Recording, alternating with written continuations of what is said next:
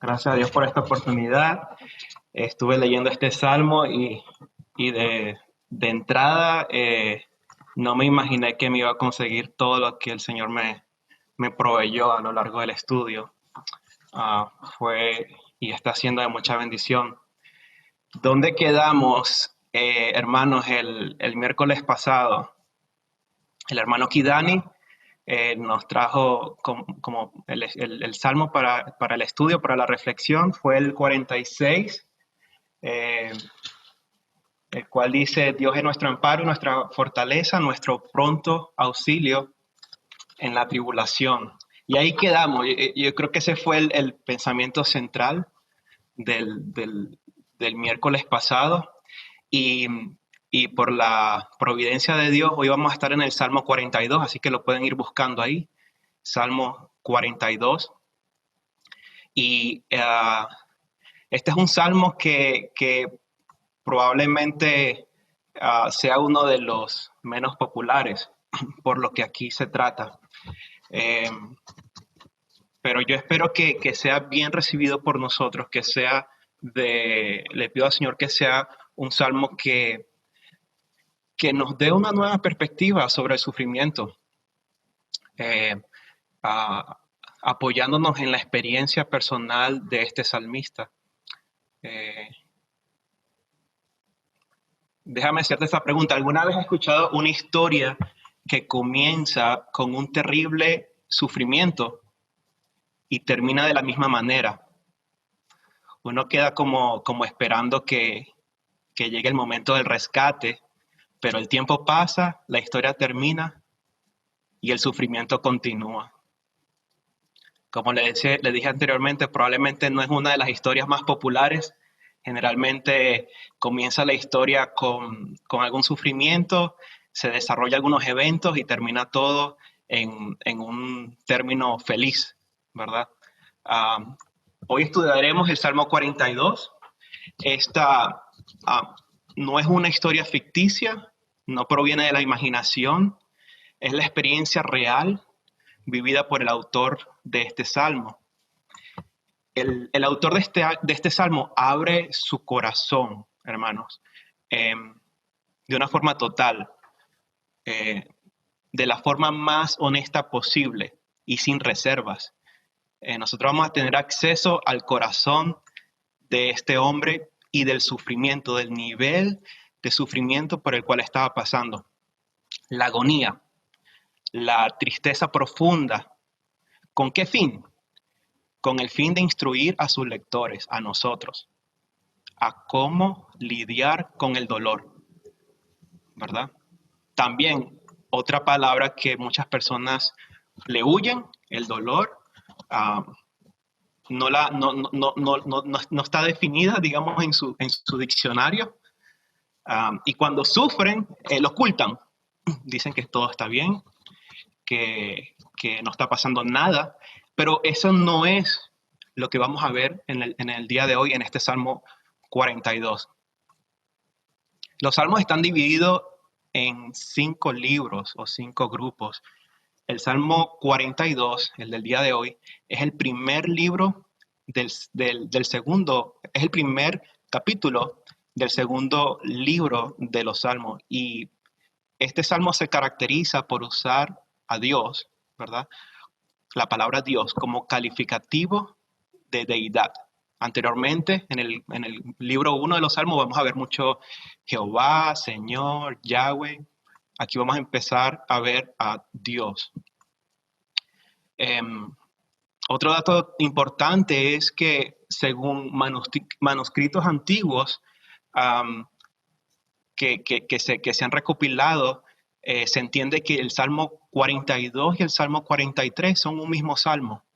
De alguna forma, a lo largo de la historia, estos dos salmos fueron divididos y los encontramos así como están en nuestra Biblia el día de hoy. Eh, Algo que comprueba eso es el coro de estos salmos. El coro está en el Salmo 42 dos veces, versículo 5 y 11, y en el Salmo 43 lo vamos a ver en el versículo 5. Se desconoce la situación histórica en la cual se encontraba el autor de este salmo, pero es claro que el gran sufrimiento que este hombre estaba padeciendo, tanto interno como externo, a causa de sus perseguidores, era, era algo de un alto nivel, era algo serio, no es algo que nosotros podemos tomar a la ligera ni subestimar lo que vamos a leer a continuación. La forma natural de dividir este salmo lo podemos ver de la siguiente manera. Versículo 1 al 5, aquí el salmista describe el desierto donde está y expresa el sufrimiento de su sequía espiritual. La segunda parte, versículo 6 al 11, en esta parte el salmista cuenta las tempestades y pruebas que lo están ahogando. Entonces, para aquellos que están tomando nota, repito una vez más, la primera parte del Salmo habla sobre el desierto que está viviendo el salmista, el desierto espiritual. Y la segunda parte habla de las tempestades que están viniendo sobre él. Recordemos que los salmos son himnos, son los himnos que entonaban los judíos, así como los himnos que entonamos hoy en la iglesia. Estos himnos tienen coros, como lo mencioné anteriormente. ¿Qué quiere decir el salmista a través de estos coros? Nos puede ayudar a entender dónde está posicionado él a lo largo de este salmo. Entonces, acompáñenme ahí a leer con su vista el versículo 5 y 11. Versículo 5 dice así: ¿por qué te abates, oh alma mía, y te turbas dentro de mí? Espera en Dios, porque aún he de alabarle, salvación mía y Dios mío. Ese fue el versículo 5. Versículo 11 del mismo Salmo 42. ¿Por qué te abates, oh alma mía, y por qué te turbas dentro de mí? Espera en Dios, porque aún he de alabarle, salvación mía y Dios mío. Y el Salmo 43 no lo vamos a hablar hoy, pero solamente para que quede ahí en nuestras mentes. Salmo 43, versículo 5. ¿Por qué te abates, oh alma mía?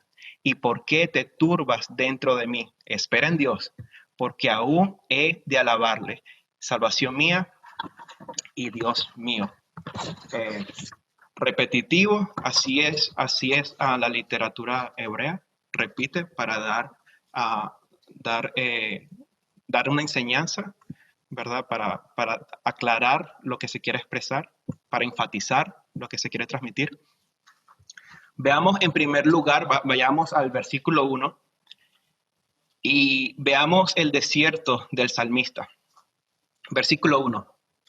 Como el ciervo brama por las corrientes de las aguas, así clama por ti, oh Dios, el alma mía. Aquí encontramos un símil de la naturaleza. Se usa la figura de un ciervo, de este animal, que llega a tal punto de sed que comienza a manifestarlo bramando. El salmista usa esta imagen para indicar la severa sequía espiritual que está pasando o que está atravesando. Él desea la presencia de Dios y nada más. Su alma desea las corrientes de agua viva. No desea otra cosa. Muchas veces nosotros estamos sedientos, pero prácticamente cualquier cosa nos quita la sed. Estamos sedientos de Dios y de pronto, no sé, nos dan un aumento de nuestro salario en el trabajo y se nos olvidó nuestra sed real que teníamos,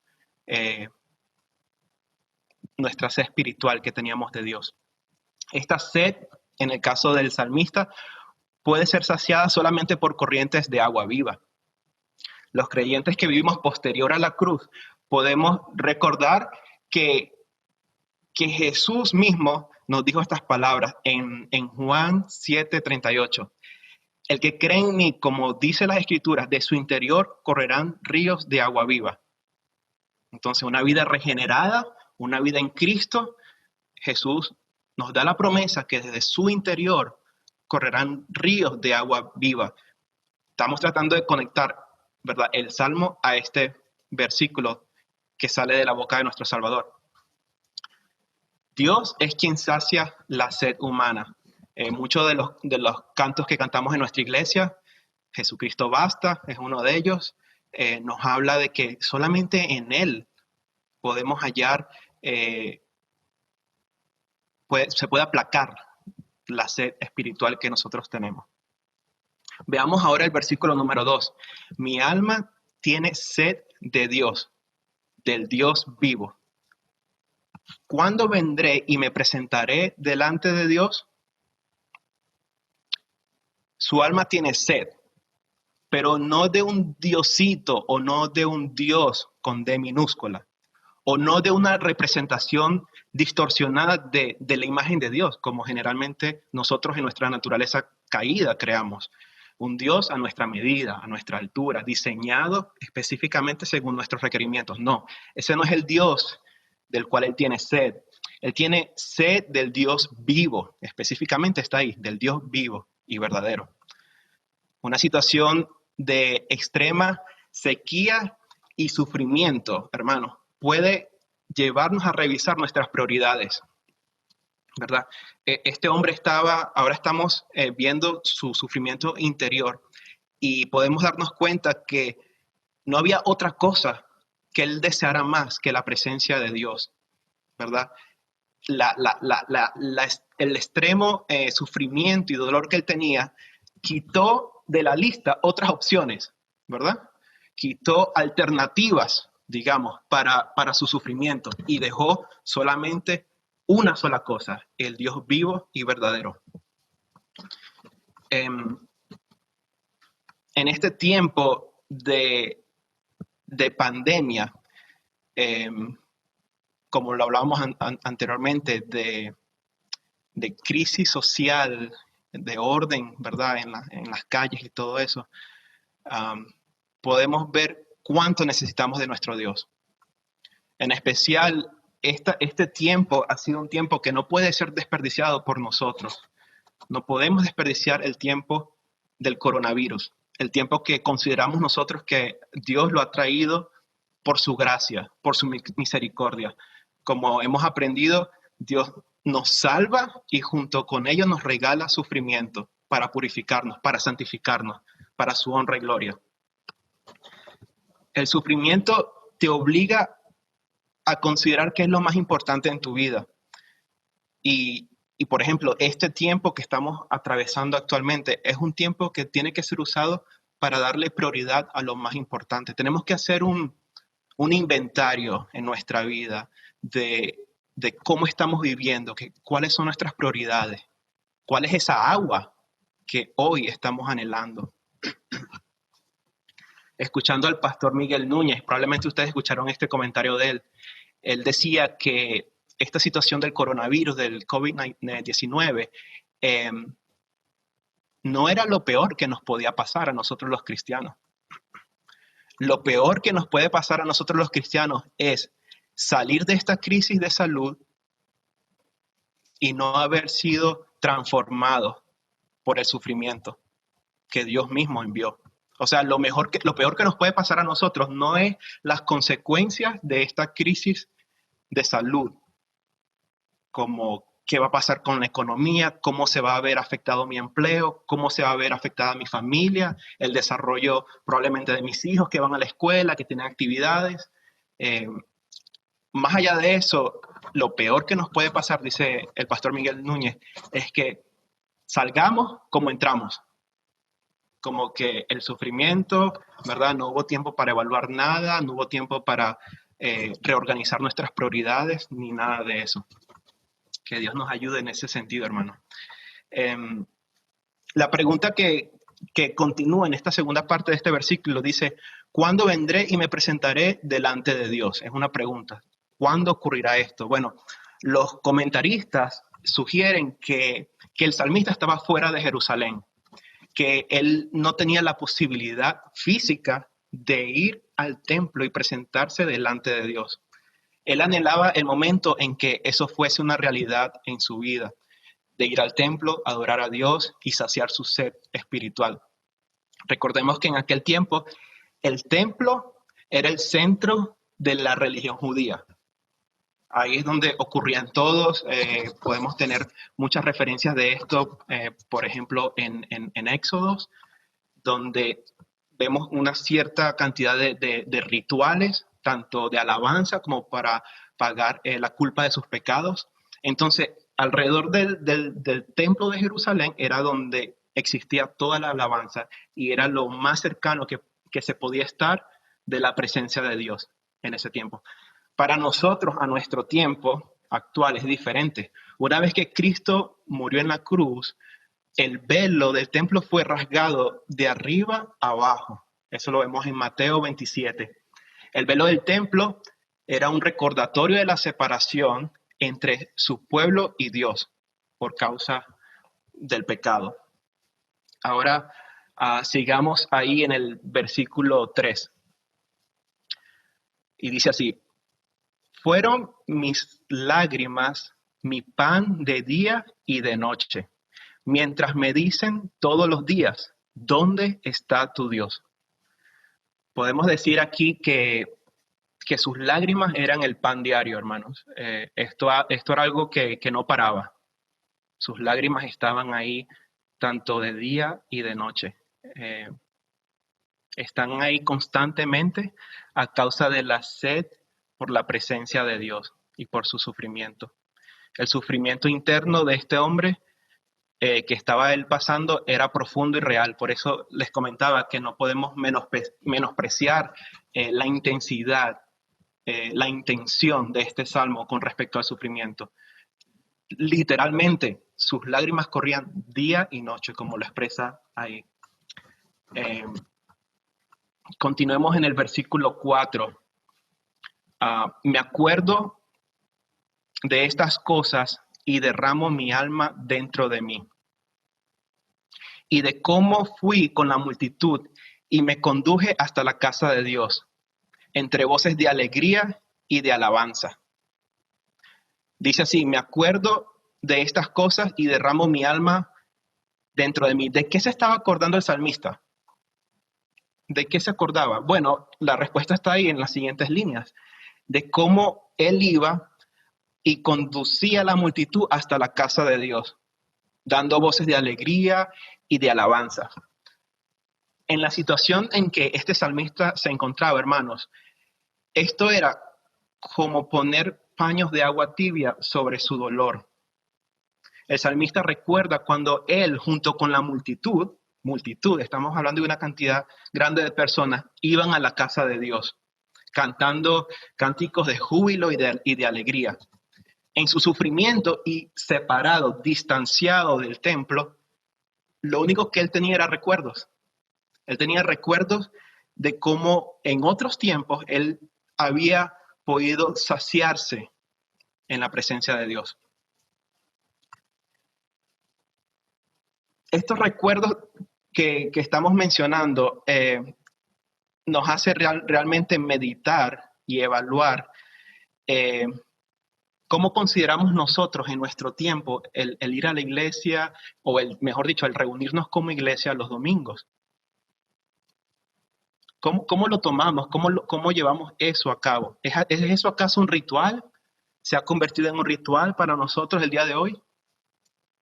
¿Es una rutina? Otro domingo más, ¿verdad? Yo creo que por primera vez nosotros pasamos por esta experiencia de tener los servicios presenciales cancelados por aproximadamente 3 meses.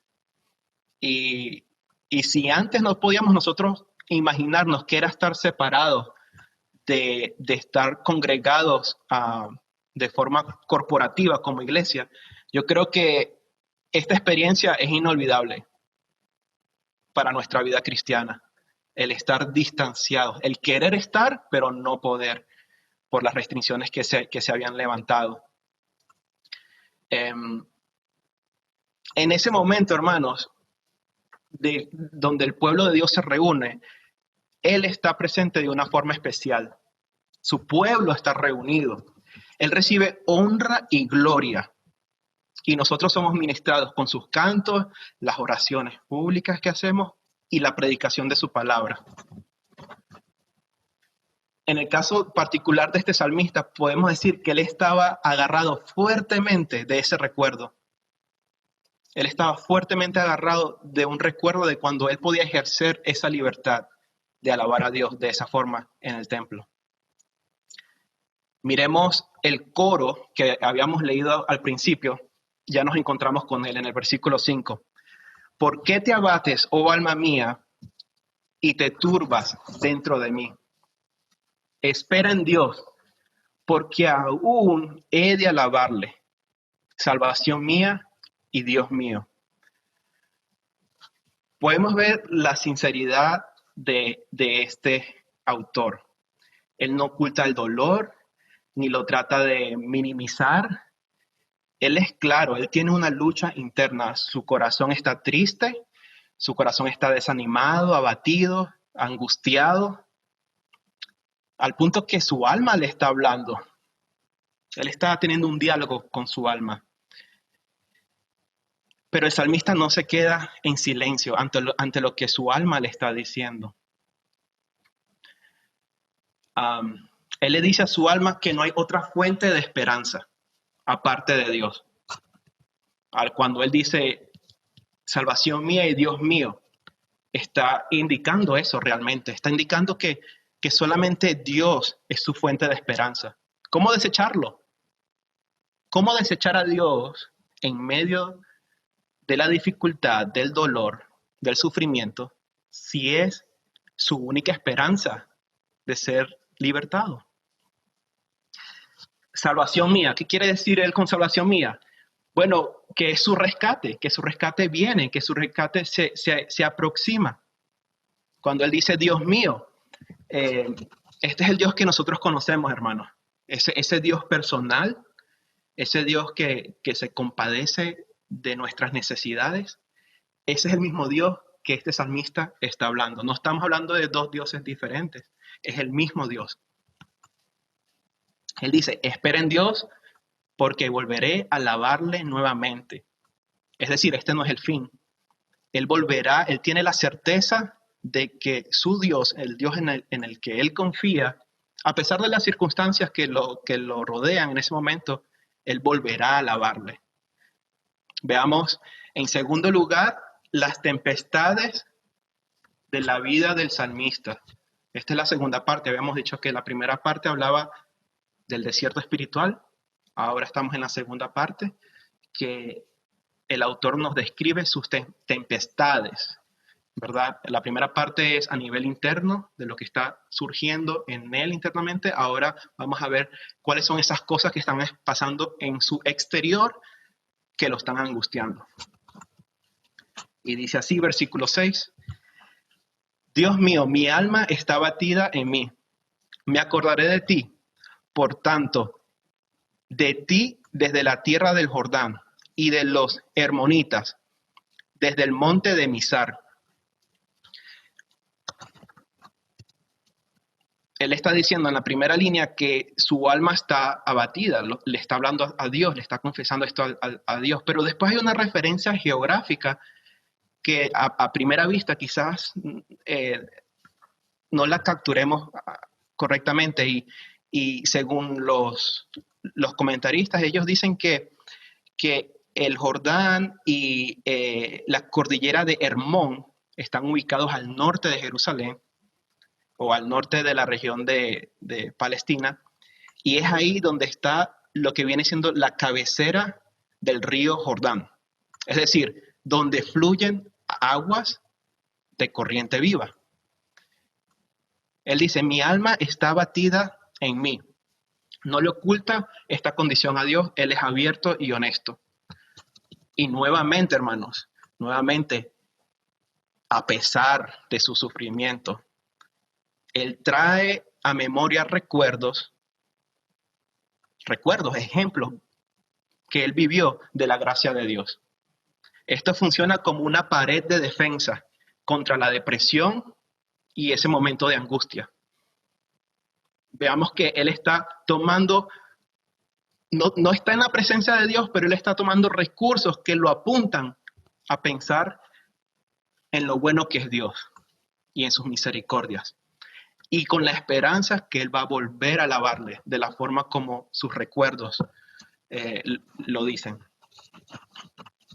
Ahora,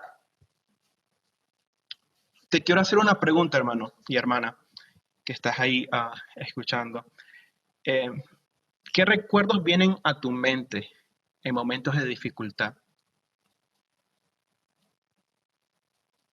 ¿Cuáles son esos recuerdos que vienen a tu mente como paños de agua tibia y que te hacen recordar la gracia de Dios? ¿Piensas en ejemplos reales de tu vida personal, de la gracia de Dios, de cómo Dios ha obrado, ha sido tu pronto auxilio en muchas ocasiones? ¿O al contrario, pues dejas que las corrientes y las olas de la dificultad te arrastren y te lleven con ellas, ¿verdad? ¿Cómo reaccionamos? ¿Cómo reaccionas tú delante de la tempestad, de la dificultad, de situaciones adversas? Eh, lo que este salmo quiere transmitirnos es que aprendamos de esta experiencia personal del salmista para que nosotros sepamos cómo lidiar, para que no subestimemos el daño que podemos recibir a causa del sufrimiento cuando no es manejado apropiadamente. Ahí vemos que el alma del salmista constantemente le repetía, ¿verdad? ¿Dónde está tu Dios? ¿Dónde está tu Dios? Eh, y al mismo tiempo este salmo nos enseña que él no mantuvo una actitud silenciosa ante los comentarios o la conversación que tenía él con su alma. Imagínate solamente por un momento, ponte en los zapatos de este hombre. Solamente al él abrir los ojos en la mañana y despertarse, ahí estaba su alma. ¿Dónde está tu Dios? ¿Dónde está tu Dios? ¿Dónde está tu Dios? Mira lo que te rodea, mira la situación donde estás metido. ¿Dónde está tu Dios? ¿Cuándo viene el rescate? Vayamos al versículo 7, hermanos. Dice así, un abismo llama a otro, a la voz de tus cascadas. Todas tus ondas y tus olas han pasado sobre mí. Aquí el salmista expresa que las pruebas y las dificultades lo han golpeado a un punto de prácticamente ahogarlo. El hombre estaba prácticamente ahogado. No sé si usted ha tenido alguna experiencia cercana a ahogarse, pero algo así estaba viviendo este hombre. Um, Él está diciendo que todas tus olas y todas tus ondas y todas tus olas le han pasado por encima. Pero, ¿de dónde vienen estas dificultades? ¿Quién las envía? O sea, ¿por qué? Mejor dicho. Es bien importante que prestemos atención y si puedes marcar ahí en tu Biblia ese adjetivo que conseguimos 3 veces, dice, tus cascadas, tus ondas, tus olas. Eso es importante, hermanos, porque esto nos responde la pregunta, ¿de dónde venían esas dificultades? ¿Quién las enviaba?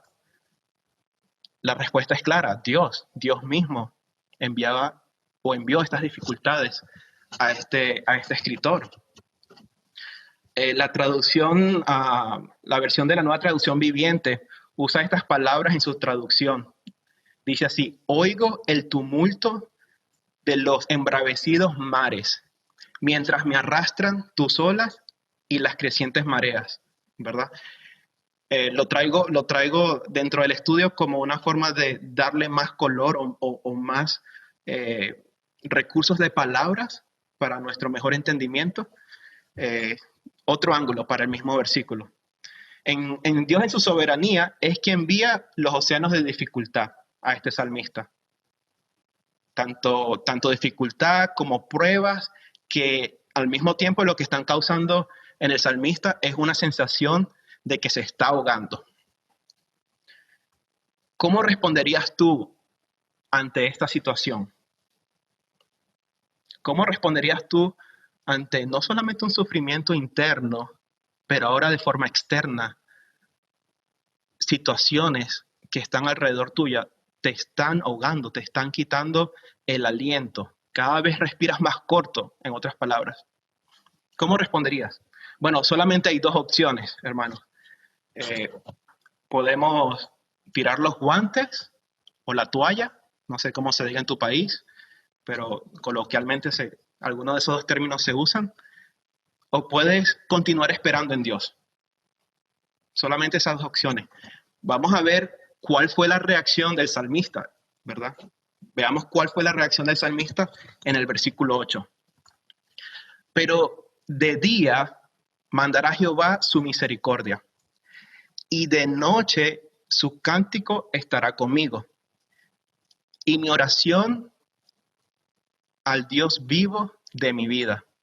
O sea, este hombre está en la situación que se encuentra de prácticamente entre vida y muerte, limitado de poder ir al templo. No sabemos cuál era su situación. Quizás fue exiliado, quizás fue desplazado de su territorio, quizás estaba cautivo por algunos de sus enemigos, no sabemos. Pero incluso después de todo lo que hemos aprendido de su situación, este hombre todavía habla de Dios como el Dios de su vida. Esto es, hermanos, para pensar y meditar en esto. Aquí vemos que las misericordias de Dios mantenían a este salmista vivo. Una vez más, uno de los recursos que él tenía para mantenerse a flote, pudiésemos decir. Esto nos recuerda lo que dice Lamentaciones en el capítulo 3, versículos 22 y 23. Dice así, quizás muchos de nosotros lo hemos escuchado: por la misericordia de Jehová no hemos sido consumidos, porque nunca decayeron sus misericordias. Nuevas son cada mañana. Grande es tu fidelidad. Y cuando yo estaba leyendo este capítulo de Lamentaciones, me di cuenta que está muy relacionado a este Salmo 42. Y se los recomiendo, hermanos. Recomiendo que tomen un tiempo y lean este capítulo 3 de Lamentaciones y lo vean usando como base este estudio que estamos teniendo en el Salmos 42. John MacArthur dice lo siguiente: esta declaración de confianza que estamos viendo en este versículo 8 hace una pausa de los lamentos del salmista, y es como que le da un respiro, le da un aliento. Incluso mientras aún continúa inundado en las dificultades, incluso aún cuando sus enemigos lo están afrentando. Es decir, aquí no se ha solucionado la situación que él está teniendo. Él no ha encontrado estar en la presencia de Dios todavía, aún como él dice, pero él sigue confiando y él sigue recibiendo la misericordia de Dios cada día. Eso es lo que lo mantiene a él confiado. Las misericordias de Dios mantenían vivo al salmista, así como a nosotros. Incluso cuando sentimos a Dios no tan cercano de nosotros, cuando sentimos a Dios lejos, sus misericordias continúan siendo nuevas cada mañana. Según el contexto de este salmo, hermanos, podemos ver que la misericordia de Jehová produce un canto de noche. Ahí podemos ver que él cantaba de noche. Pero este canto no era un canto de júbilo, de alegría, de gozo. Más bien, este era un canto de dolor. Este era un canto de esperanza en Dios, que su rescate venía y venía pronto. Y este canto le lleva a una oración al Dios de su vida. Entonces podemos ver como la secuencia de eventos: misericordia de Dios, canto, y luego termina en oración. Es decir, que la oración ni siquiera provenía de él, la oración era producto de un canto que Dios había puesto en él, que a su vez había sido producido por las misericordias de Jehová. A veces queremos cantar en la iglesia cantos y todos queremos que sean como alegres, que tengan un ritmo que prácticamente te haga moverte de un lado a otro. Y aquí vemos que también alabamos a Dios con cantos que nos ponen al descubierto, que ponen nuestro corazón al descubierto delante de Dios. Y lo exaltamos a Él al apuntar a Él como nuestra fuente de sabiduría, como nuestra fuente de misericordia, de salvación. Así también podemos alabar a nuestro Dios. Vemos el ejemplo aquí de este salmista. El siguiente versículo, versículo 9, podemos ver esa oración. Dice así: diré a Dios, roca mía, ¿por qué te has olvidado de mí? ¿Por qué andaré yo enlutado por la opresión del enemigo? Hace dos preguntas en este versículo. Pero él dice, diré a Dios, roca mía. Antes él decía, Dios mío, ahora está hablando de que es su roca. Es decir, que el salmista haya fortaleza en Dios. No en él mismo, no en sus propios recursos, solo en Dios. Digamos que para el tamaño de las dificultades que él estaba atravesando, no había recurso que él pudiese poner enfrente que lo sacara de donde él estaba. Es decir, que la única opción recaía y apuntaba necesariamente sobre Dios. Hace una pregunta, ¿por qué te has olvidado de mí? Entonces, eso nos hace a nosotros pensar. ¿Puede Dios olvidarse de nosotros? ¿Puede Dios olvidarse de ti, hermano, hermana, en tu dificultad? En esa petición de oración que estás haciendo por meses, probablemente años. ¿Se ha olvidado Dios de ti? Bueno, por supuesto que no, eso no ocurre. Esta pregunta, ¿por qué te has olvidado de mí? Más bien expresa lo distante que el salmista se siente de la presencia de Dios. Más bien esto es un asunto de percepción personal, dada su situación de sufrimiento.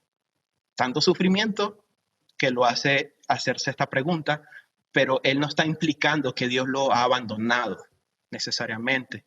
No es esa la intención. En tu situación actual, ¿qué te hace sentirte alejado de Dios? Una de las causas más frecuentes, hermanos, es el pecado. El pecado puede enfriar nuestro corazón, puede quitarnos el apetito de estudiar la palabra, de siquiera cantar una canción de alabanza a nuestro Dios. El pecado puede incluso quitarnos el gozo de nuestra salvación. Entonces, ¿de qué forma esto puede ocurrir? Bueno, el pecado del pasado puede hacer eso. Pero déjame decirte algo, si tú viniste a Cristo en arrepentimiento y fe, la culpa de tu pecado fue pagada en la cruz del Calvario por nuestro Salvador Jesucristo. Él murió por él, él pagó por él. Recuerda la verdad del Evangelio. Tus pecados han sido perdonados. Ahora tenemos dos versículos aquí que nos ayuda a meditar en esto. Primera de Pedro 2:24. Quien llevó él mismo nuestros pecados en su cuerpo sobre el madero, para que nosotros, estando muertos a los pecados, vivamos a la justicia, y por cuya herida fuiste sanados. También en Isaías 53:4 leemos, ciertamente llevó él nuestras enfermedades y sufrió nuestros dolores, y nosotros le tuvimos por azotado, por herido de Dios y abatido. Nuestro Salvador nos salvó de una forma personal.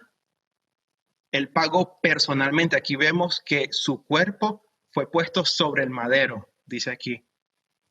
Y nuestros pecados están muertos en él y vivimos por su justicia. Ese es el Evangelio, hermanos. No podemos venir a Cristo y sentirnos culpables de nuestra vida pecaminosa pasada. Eso puede alejarnos, puede sentirnos que estamos lejos de nuestro Dios, aunque Dios esté cerca. Martin Lloyd Jones dice lo siguiente: la única forma que una mirada a nuestro pasado puede traer alabanza es cuando retrocedemos por completo hasta llegar a la cruz. O sea, evita quedarte atascado en el momento de la culpa porque Dios trató personalmente con ese pecado. Es decir, con tu pecado y con mi pecado, Cristo trató personalmente. Entonces, si vas a pensar, lo que está diciendo Martin Lloyd Jones aquí es que si vas a pensar en tu vida pasada, donde pecaste abiertamente en contra de Dios, asegúrate que sigas meditando y sigas como haciendo un viaje hasta el pasado, como si estuvieses en una máquina del tiempo y llegues hasta el pasado, hasta el momento que Cristo estaba ahí clavado en la cruz por ti y por mí. Llega hasta ese momento, no te quedes a la mitad. También podemos ser tentados con el presente y el futuro. Yo creo que esto nos habla a nosotros en nuestra situación actual, como ciudad, como nación, porque hasta incluso este es un asunto global de las situaciones que estamos viviendo actualmente. ¿Cómo así? Bueno, el aquí, el ahora, lo que viene, ¿verdad? Hay muchas incertidumbres en lo que esto va a producir en el próximo año, ¿verdad? Cómo nuestras vidas van a ser afectadas. Pero el apóstol Pablo nos anima con estas palabras. Filipenses 4, 6 y 7. Lo hemos estado repitiendo frecuentemente últimamente, pero es bueno siempre recordar la palabra del Señor. Esto es en referencia a ser tentados a estar desconfiados sobre nuestro presente y nuestro futuro. Así nos dice. Por nada estéis afanosos, sino sean conocidas vuestras peticiones delante de Dios en toda oración y ruego con acción de gracia. Y la paz de Dios, que sobrepasa todo entendimiento, guardará vuestros corazones y vuestros pensamientos en Cristo Jesús. Siendo que Dios nos ama de esta manera que hemos leído, siendo que Dios nos ama de esta manera, ¿podemos pensar que Él nos puede abandonar en cualquier momento? No va de la mano. Chocan esas dos ideas, ¿verdad? Todo pensamiento lo traemos a la luz de la Biblia y el pensamiento de siquiera pensar de que Dios se puede olvidar de nosotros en cualquier momento, no va en la línea con la palabra de Dios, con lo que hemos aquí encontrado en este salmo. El salmista no solamente enfrentaba sus dudas y sus pensamientos internos, él también tenía enemigos que lo atacaban. Miren lo que dice el versículo 10, leo para ustedes. Como quien hiere mis huesos, mis enemigos me afrentan, diciéndome cada día, ¿dónde está tu Dios? Estos enemigos le estaban diciendo al salmista, ¿dónde está tu Dios? Nuevamente el ataque de sus enemigos se presenta delante del salmista. Cuando vamos al doctor por un dolor, nos preguntan, del 1 al 10, ¿puede usted describirme el nivel de dolor que usted está experimentando? Esa es una pregunta que generalmente te la hacen, sobre todo si vas a la sala de emergencia con un dolor de urgencia, que necesitas atención médica. Te dicen, del 1 al 10, ¿cómo está su dolor? Bueno, el dolor que le causaban los enemigos a este hombre le llegaba hasta los huesos. Eso es lo que quiere decir, como quien hiere mis huesos, mis enemigos me afrentan. Este era un nivel de dolor intenso, hermano. Hasta lo más profundo de su ser. Después de los huesos no hay más nada internamente en nuestro cuerpo, ¿verdad? Es lo que nos mantiene nuestros cuerpos y los miembros unidos. Esto es una metáfora para indicar el nivel del dolor. Así lo podemos ver nosotros, así lo podemos entender. Y la pregunta, ¿dónde está tu Dios? No creamos que es una pregunta inocente, para nada, no es nada inocente. ¿Dónde está tu Dios? Es una pregunta con una intención de burla, de humillación, de desprecio. Probablemente el hombre estaba en lo más bajo que él podía estar y él continuaba siendo burlado por sus enemigos, humillado. Como quien dice, ¿dónde está tu Dios? ¿Por qué no te rescata? ¿Por qué estás en esta situación? ¿Verdad? Y eso puede traer dudas de que, como por ejemplo, tu Dios es igual a nuestro Dios, ¿verdad? O ese Dios en quien tú crees, ¿por qué no te defiende, ¿verdad? ¿Por qué no te saca de este sufrimiento?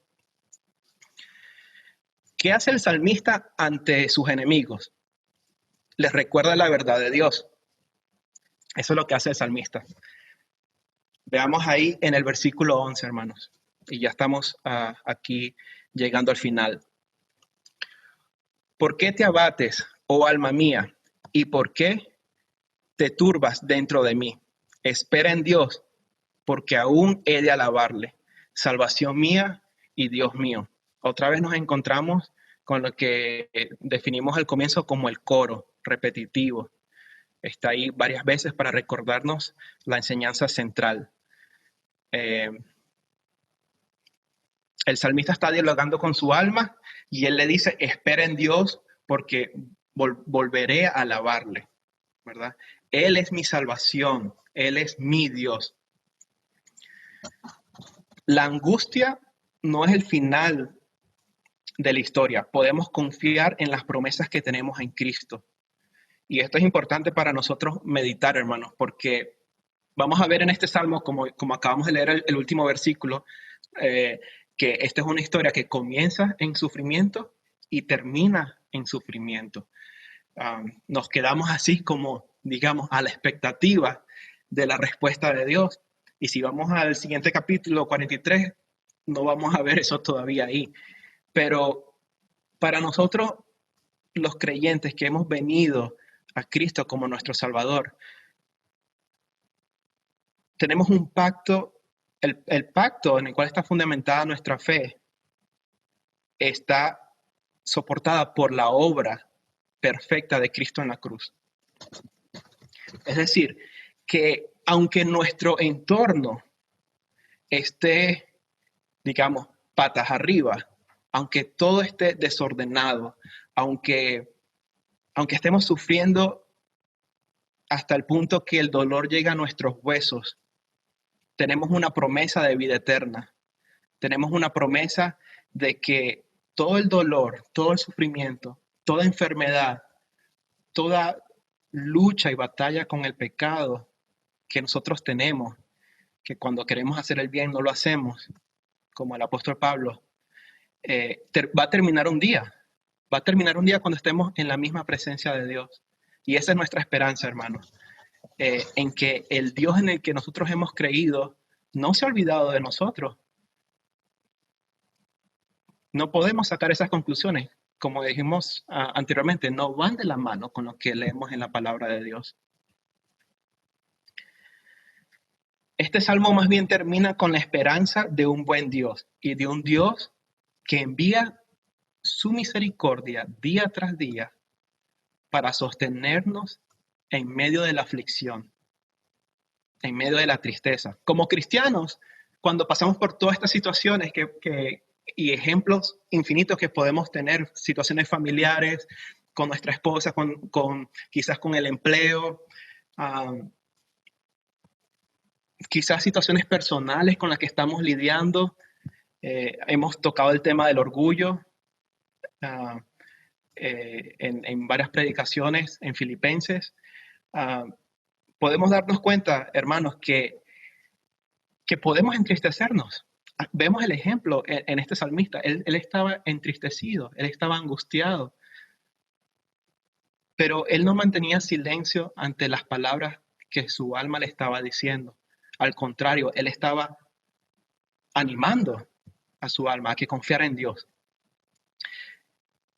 Esto lo dice Martin Lloyd-Jones, y creo que, si no estoy mal, el pastor Daniel mencionó esto.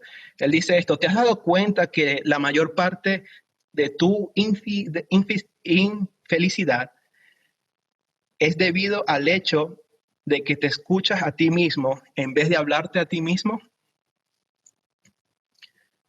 Gran parte de lo que está diciendo él es que de nuestras batallas, de nuestras luchas, de no estar feliz, de no estar satisfecho con lo que hemos recibido de Dios, es porque estamos invirtiendo todo nuestro tiempo en escucharnos a nosotros mismos. Ese diálogo que el salmista está teniendo con su alma, hermano, ese diálogo lo tenemos nosotros. Eso no es una cosa de este salmista o de Salmos o digamos del Antiguo Testamento. Esto es algo característico de nuestra humanidad. Desde que nos paramos, ¿verdad? Podemos escuchar esa voz. ¿Qué podemos hacer? Lo mejor que podemos hacer, hermanos, es predicarnos el Evangelio, es recordarnos a Cristo. No dejemos que las corrientes, la tempestad nos arrastren y nos haga tener una percepción de un Dios distante, porque hemos estado solamente escuchando nuestra voz interna de nuestra alma. Prediquémonos en el Evangelio, recordémonos esas verdades fundamentales de nuestra fe en Cristo. Recordémonos que Dios es creador del universo, que Él nos creó a nosotros, recordemos nuestra caída ante el pecado, recordemos nuestra naturaleza pecaminosa, recordemos la solución a nuestro más grande problema, que es el pecado y la ira de Dios sobre nosotros, que es Cristo. Recordemos la gracia de Dios y su misericordia. Recordemos que solamente en Cristo hallamos salvación y que nosotros no merecemos nada. No hay nada que nosotros podamos hacer en nuestras fuerzas humanas para ganarnos el favor de Dios. No hay nada, hermano, que nosotros podamos hacer para poner nuestras cuentas claras con nuestro Dios, quien es santo, santo, santo, y nosotros no. Entonces, una forma activa de hablarnos a nosotros mismos y la mejor manera que podemos hacerlo es a través del Evangelio. Prediquémonos el Evangelio constantemente, sea cual sea nuestra situación, y sigamos este ejemplo del salmista del Salmo 42, que no se quedó callado o que no se puso en otra posibilidad es que él hubiese seguido la misma línea de su alma y fueran como, digamos, dos amigos conversando del mismo tema. Mientras el alma iba de una forma, el salmista le respondía de forma contraria, dándole esperanza y aliento en medio de la dificultad. Muchas gracias, hermanos, y déjenme terminar con una oración y nuestro pastor Daniel creo que continuará. Señor, te doy gracias, Padre Santo, por este tiempo de estudio, Señor. Gracias por la forma providencial, Señor, que tú nos has estado enseñando acerca del sufrimiento y preparándonos para cuando Él llegue, Señor. No renunciemos a la grandeza, Señor, que hemos hallado en Cristo. No renunciemos, Señor, a la alabanza, Señor, de la cual tú eres digno. Que no te demos la espalda, Señor. Como dice tu palabra, recibiremos lo bueno y no recibiremos lo malo de Dios. Señor, que tengamos una perspectiva amplia y ancha, Señor, que tú tienes el dominio sobre tu creación y que tú controlas todo, incluso aún cuando estamos siendo golpeados por las olas de tus mares, de tus océanos, Señor.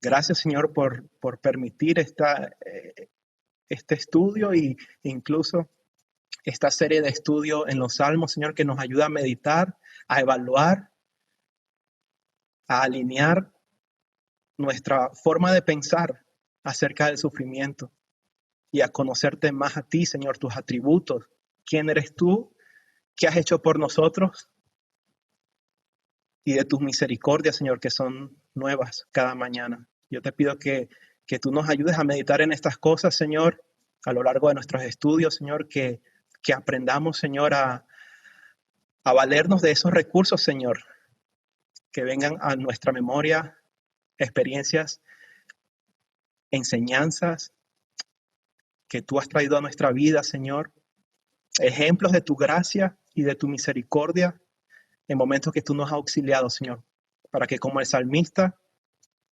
sigamos esperando en ti, Señor, hasta que tu respuesta venga, Señor. Gracias por Cristo, quien nos mantiene vivos en nuestro espíritu y nos da el aliento y la esperanza de que tenemos la esperanza de una vida eterna. Yo te doy gracias, Padre Santo, en el nombre de Jesús. Amén.